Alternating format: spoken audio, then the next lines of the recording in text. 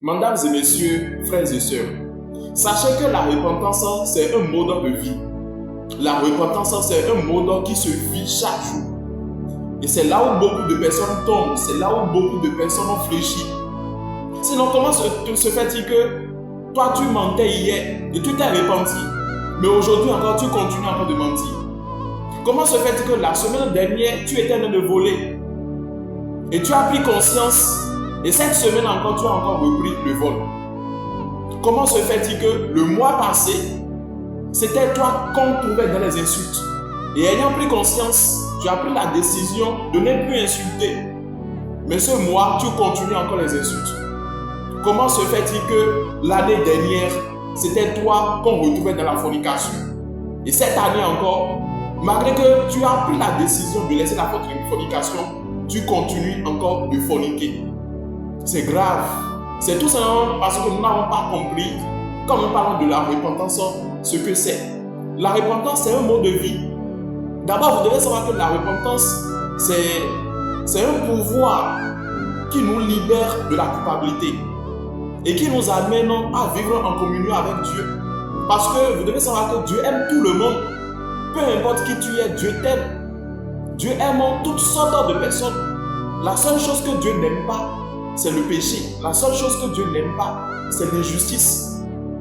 Alors, quand tu te repens, l'on se repent d'une injustice. Il y a même des gens qui font du mal à leur prochain, mais qui ne voient même pas cela encore comme du mal. Il y a beaucoup de personnes qui sont comme ça. Des gens qui font du mal à leur prochain, mais pour eux, c'est du bien. C'est-à-dire, ils font le mal parce qu'ils voient qu'ils doivent faire le mal. Quand vous voyez ces genres de personnes, leur cœur a déjà atteint un niveau d'animosité. Ce sont des gens qui sont animés par l'esprit d'animosité, de la rébellion. Et si tu es quelqu'un comme ça, je prie que le Saint-Esprit te parle et que tu changes au nom de Jésus-Christ. Parce qu'il est écrit que c'est le Saint-Esprit qui nous convainc du péché.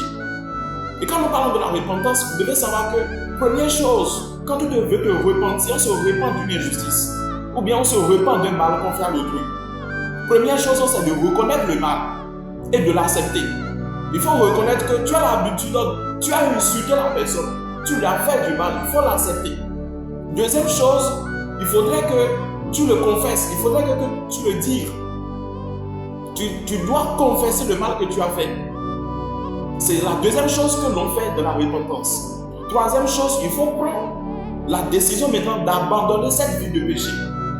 Il faut prendre la décision d'abandonner le mal que tu as l'habitude de faire à l'autre ou bien le mal dont tu as envie de te repentir. Tu dois prendre la décision d'abandonner cela.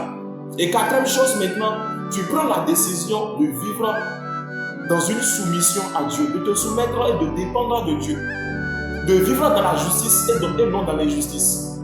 Quand tu vis dans la justice, tu as horreur l'injustice. Tu as horreur le péché, le vol, les calomnies, l'infidélité, le mensonge, l'adultère. Tu as horreur de faire n'importe quel malheur, même en fait à une mouche. C'est ça, tu dois prendre en fait dans cette décision de dépendre et de te soumettre, d'adorer Dieu en esprit et en vérité, de vivre selon la justice de Dieu. Et quelle est la cinquième chose qu'il faut faire? Et c'est là où beaucoup de personnes tombent, c'est de vivre dans une persévérance de cette attitude de repentance. C'est de persévérer dans la repentance. C'est de persévérer dans la repentance. Tu dois persévérer dedans. Sinon, comment se fait-il que tu t'es repenti d'une chose hier et aujourd'hui tu reprends encore la même chose? Ça veut dire que ta repentance n'a pas été sincère, ou bien tu n'as pas encore compris que la repentance, c'est un mode de vie. La repentance, c'est un mode de vie. Alors, est-ce qu'il vous arrive-t-il de vous repentir d'un malheur et puis vous le refaites encore? Si vous arrive, vous pouvez me l'écrire dans les commentaires. Et si tu es un nouveau, tu es nouvelle, tu ne t'es pas encore abonné au compte, c'est très important de le faire. Tous ceux qui vont aimer et partager cette vidéo, je prie le Saint-Esprit de Dieu de vous assister. Je prie au Dieu Tout-Puissant de vous amener à vivre véritablement un mode de vie de repentance. C'est pas quelque chose, c'est pas un événement du passé, c'est quelque chose qu'on vit chaque jour.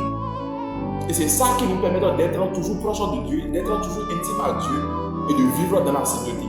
Que l'Éternel Dieu vous bénisse et à la prochaine.